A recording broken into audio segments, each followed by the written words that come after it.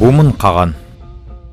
Түркілердің өздері мәңгі ел деп атаған әйгілі бірінші шығыс түркі қағанатының негізін қалаушы тарихи ұлы тұлғалардың бірі.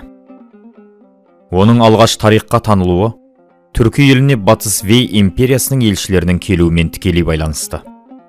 Бұл кезде Түркі елі Жужан қағанатының құрамындағы соларға темір кенін өндірумен айналысатын бодан ел болатын. Бумынның бұл кездегі билік лауазымы ұлы Яғбу. Оған ол Түркі елінің басшысы болған әкесі Ту өлгеннен кейін мұрагерлік жолмен ие болған. Кезінде қатталып қағаз бетіне түспегендіктен, Батыс Вей империясынан елші келгенге дейінгі Түркі елінің де, оның басшысы Бумынның да тарихы белгісіз. Сондықтан да болар, тарихшылар ортағасырлық түркілердің тарихын шартты түрде осы елшілер келген Датун жылнамасының 11-ші жылынан, яғни 545 жылдан бастайды. Елшінің келген мақсаты түркілерді Батыс Вей империясының бақталасы, Шығыс Вей империясының одақтасы болып отырған Жужан мемлекетіне қарсы қойып, қарсыластар күшін әлсірету, әрі оларды күресте өздерінің жақтасы ету болатын. Бумынның аса ірі саясаткер, көреген басшы екенін танытатын тұста міне осы кез. Ол алып империяның айдап салына елігіп, билікке таласушылардың қолшоқпарына айналмай өз саясатын жүргізе біледі.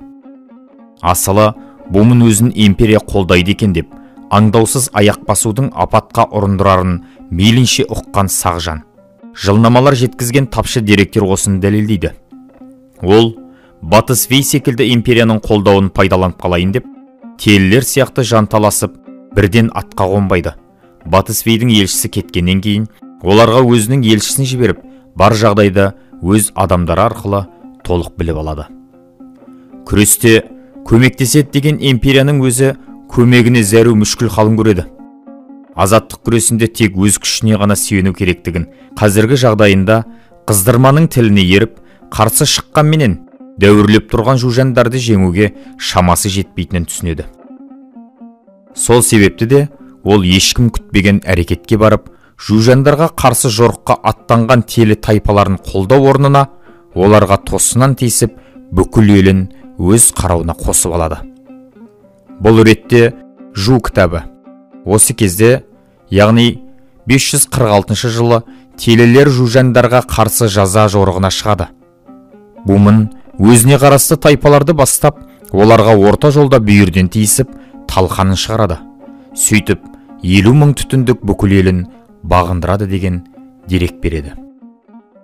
Осылайша, еліне ел қосып, жауынгерлер санын көбейтіп, әскери қуатын нығайтып алғаннан кейін барып, ол жужандарға қарсы шығудың әрекетіне көшеді. Онда да өзі бірден тиіспей, жужандардың өзін соғысуға мәжбүрлейді. Жужан мемлекетінің билеушісі Анагөйге қызын өзіне әйелдікке беруді сұрап, елшісін жібереді. Бұл сол кездің дипломатиясында менің енді сенімен терезем тең, менімен санасуға тиіссің дегенді білдіретін еді. Бұған әрине Анагөй келісе алмады. Тас-талқан болып ашуланып, Бумынды балағаттап, сен менің темірші құлымсың, бұлай істеуге қалай батылың барады деп арнайы шапқыншысын жібереді. Бумынның күткенде осы еді. Дәстүр бойынша енді оның қорланған жан есебінде не істеймін десе де еркі бар, халықтың толық қолдауына ие болады. Осыны қапысыз пайдаланған Бумын өшпенділікті одан әрі өршітетсу үшін Анагөйдің шапқыншысының басын алуға әмір береді. Қаған шапқыншысын өлтіру бұлдағы соғыс ашудың бір сылтауы болатын. Ақыры Фидий жылнамасының 1-ші жылының 1-ші айында Хуай Хуанның терістігіндегі кең жазықта жужандар мен түрік әскері шешуші айқасқа шықты.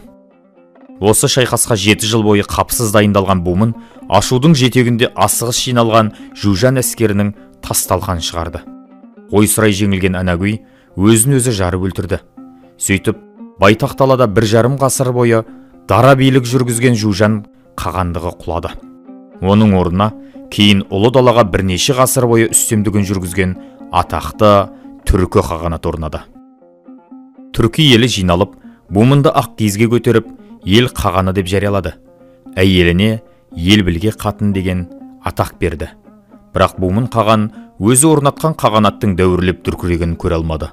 553 жылдың қозы айында өз ажалынан қайтыс болды.